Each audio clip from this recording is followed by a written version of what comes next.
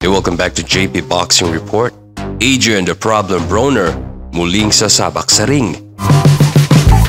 Ang 4-division world champion at hari ng trash talk na si Adrian Broner ay lalaban ngayong November 4 and he will be facing Chris Howard.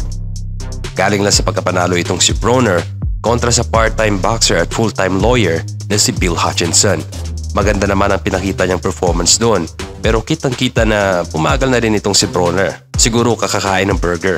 According sa kanyang promoter na si Don King, there's a possibility daw na makaharap ni Broner itong si Regis Prograis in the near future.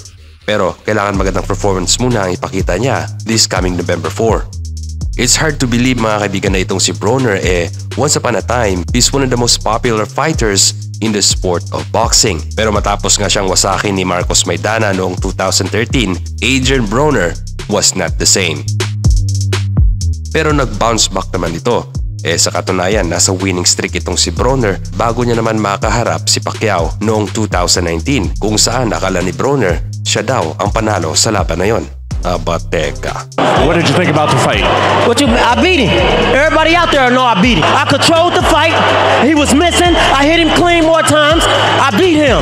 Pero kalaunan, binawi niya naman din ang pahayag na yon at sabog lang daw talaga siya nung time na yon. Si Pacquiao talaga ang panalo at mahal niya daw si Pacquiao. And that's it for this video, JP Boxing Report. Time out.